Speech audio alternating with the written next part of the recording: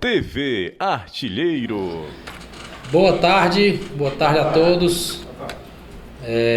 Bater um papinho aqui com vocês, aproveitar a capilaridade, a popularidade, tudo que chega, né? A gente fala e vocês reverberam muito bem aí junto à torcida, e é importante eu achei importante vir hoje aqui fazer alguns esclarecimentos, falar um pouco de forma muito aberta e também ouvir, né, as perguntas, as dúvidas, os questionamentos.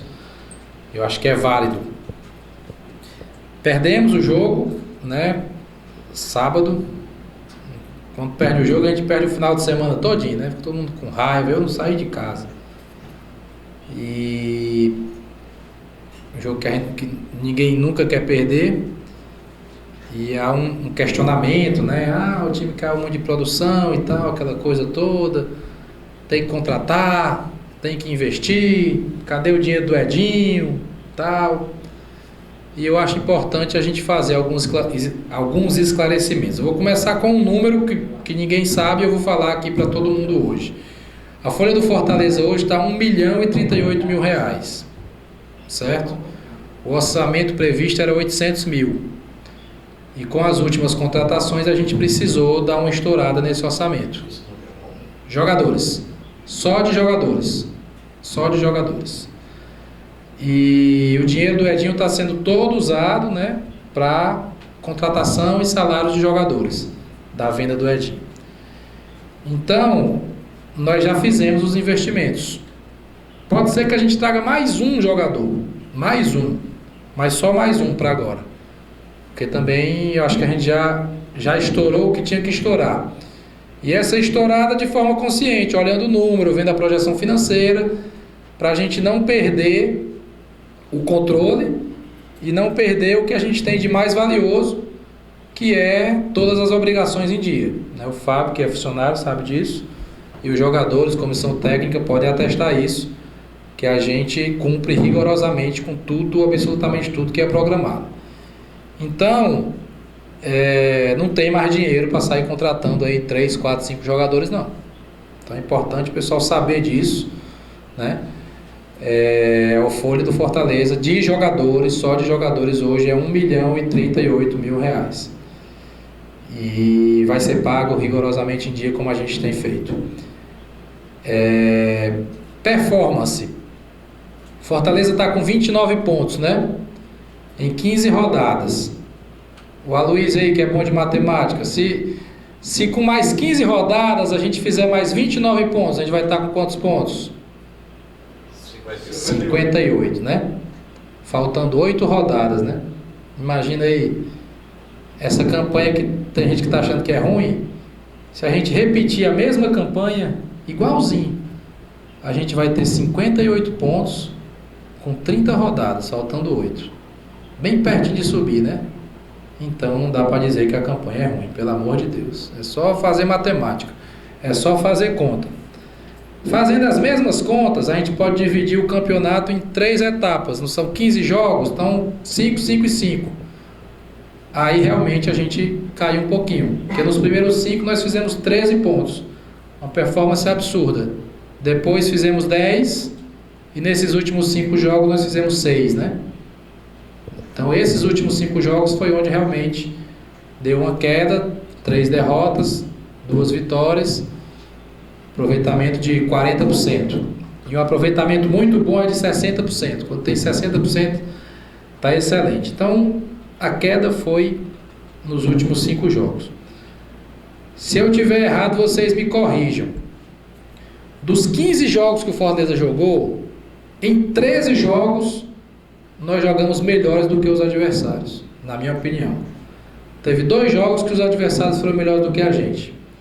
Contra o Vila Nova, em Goiânia, segundo tempo principalmente, e contra a Ponte Preta em Campinas. A Ponte Preta foi melhor, nós vacilamos ali no começo e tal, e a Ponte Preta foi melhor. Contra o Oeste, nós jogamos melhor do que o Oeste, perdemos o jogo.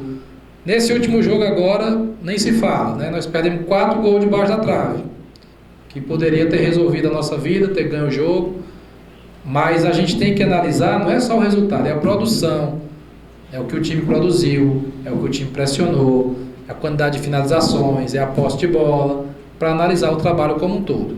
Perdeu, perdeu, é ruim. 2 derrotas seguidas é ruim, é péssimo. Mas uma coisa é o resultado, outra coisa é a produção e o trabalho. E a gente tem que analisar com calma. Na minha avaliação, em 15 jogos, nós somos melhores, ou no mínimo igual, né? Lá em Sorocaba eu acho que o jogo foi igual. Em 13 jogos a gente teve uma atuação muito boa.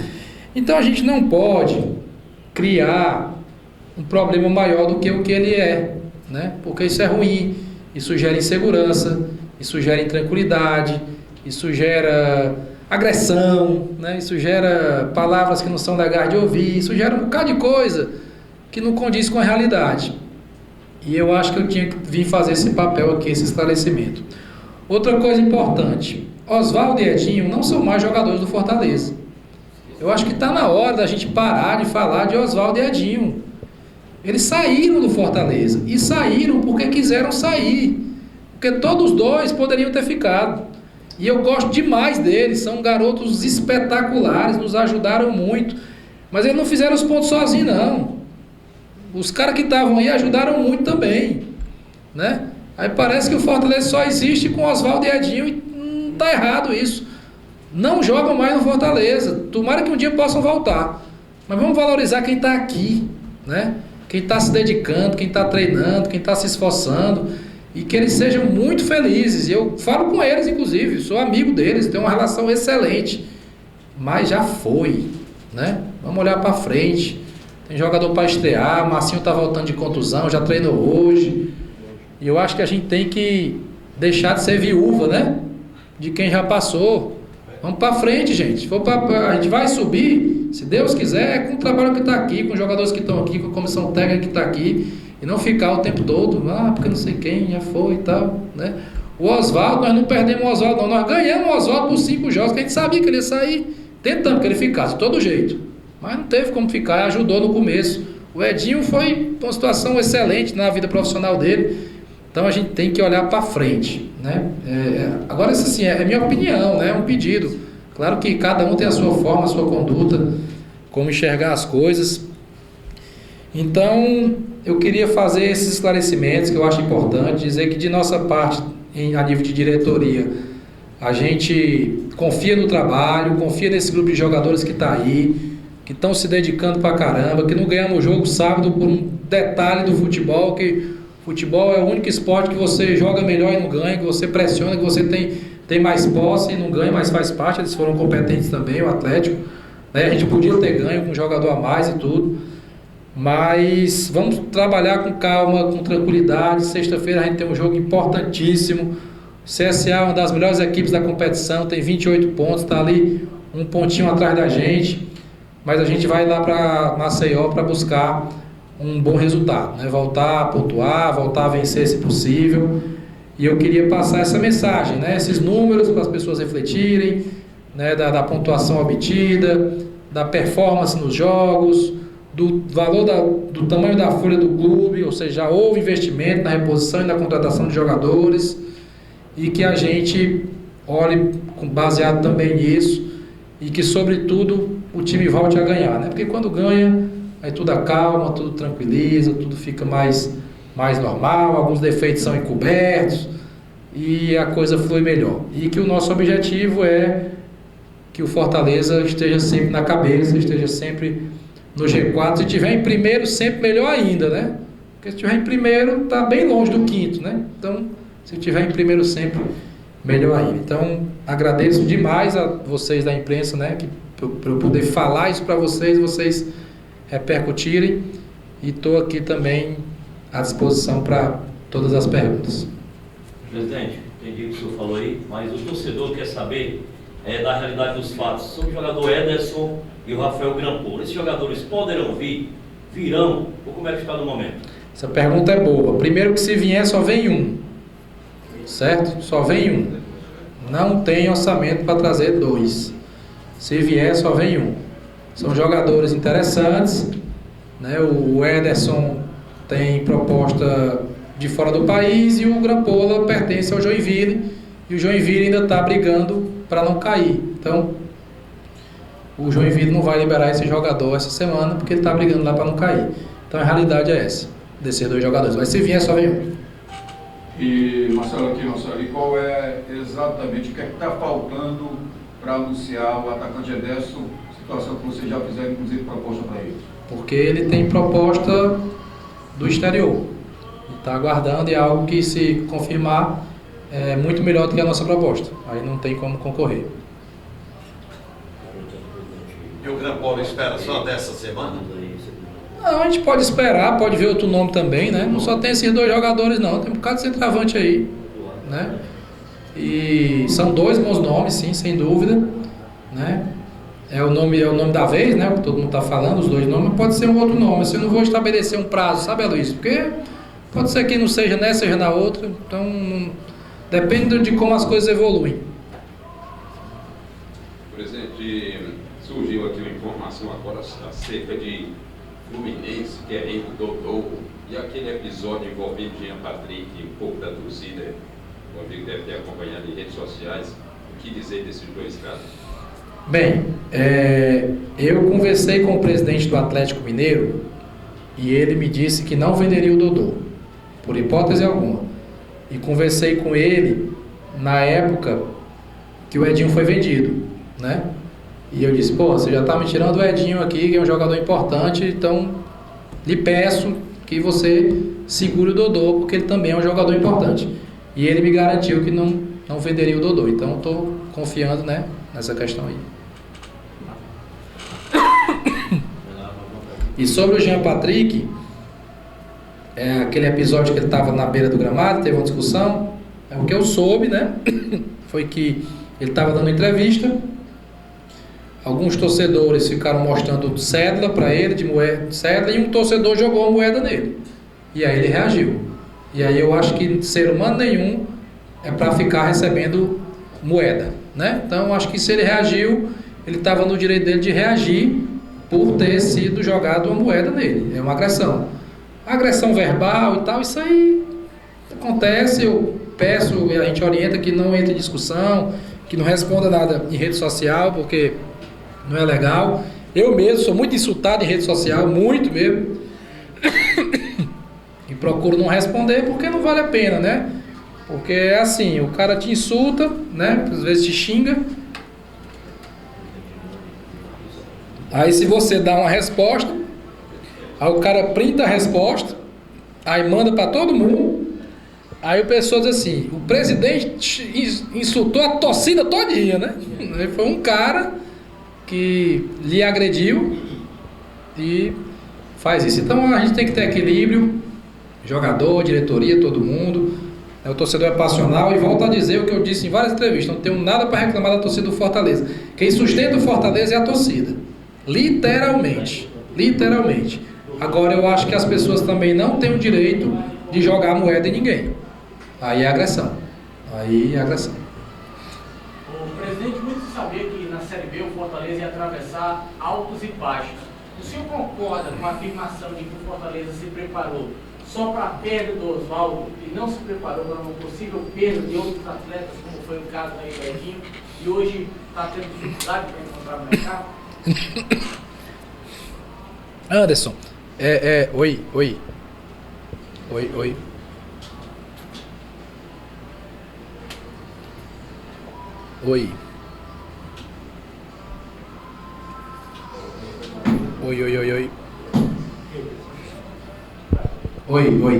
A perda do Oswaldo era prevista, né? Então, como ela era prevista, era muito mais fácil de você recuperar. A perca do Edinho não era prevista. O Edinho estava jogando, treinando naturalmente, e é difícil você repor um jogador e o que vem dá uma resposta muito rápida. Às vezes a resposta demora um pouco, porque é como, vamos supor, lá na tua empresa lá, né, de comunicação, e aí tem um comentarista lá muito bom, e o cara sai, aí contrata outro ali, aí ele tem que chegar, vai saber como é que funciona, como é que o operador de mesa funciona, como é que o repórter funciona, o narrador, né, o dono da empresa, quando é que paga, o dia que paga e tal, aquela coisa toda. Então, eu não vou dizer que foi uma falta de preparo, foi... Desculpa, gente. É a dificuldade mesmo de você repor um jogador que estava muito bem. E ele foi vendido justamente porque estava muito bem, porque estava fazendo a diferença e chamou a atenção de um clube de Série A, de um dos clubes de maior investimento da Série A. Mas eu volto a dizer, eu acredito muito que os jogadores que vieram vão dar essa resposta, né? Marcinho, Jetson, Douglas Coutinho, eu acho de verdade que com o tempo eles vão se encaixar aí. E fora os que já tem aqui também, o Wallace entrou bem no último jogo, o próprio Wesley, eu acho que é questão de tempo. O que aconteceu foi uma série de fatores. No mesmo dia, nós perdemos 3 jogadores. Marcinho, Gustavo e Adinho. Aí é complicado, realmente. Aí caiu um pouco a performance, dificulta a adaptação. Trouxemos o Jetson, ele não pôde jogar por causa da janela. Foi muita coisa de uma vez só. Mas eu vejo que a tendência é a gente normalizar e voltar a ter boa performance. Mais alguma pergunta? Pode ser? Vai lá. Ô, presidente,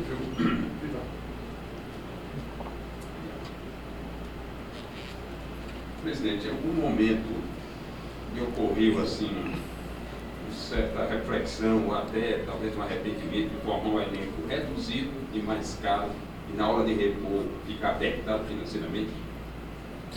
Rapaz, apertado financeiramente a gente está desde o começo do ano, né? A gente não pode esquecer que o Fortaleza saiu de uma realidade em que tinha um presidente que ele, de forma... de forma muito generosa, bancou o clube por 6 meses. E entrou numa realidade de se virar sozinho. Então a gente montou o nosso elenco, o nosso orçamento, baseado no que a gente, no limite máximo que tinha de folha. E fomos buscando criar alternativas financeiras de gerar novas receitas, para dar um fôlego maior. A opção de montar um elenco mais enxuto, ela não foi também só da diretoria, né? Também da comissão técnica, e nós aprovamos isso. Vamos investir mais em menos jogadores do que ter volume, porque volume muitas vezes não é o caminho, né?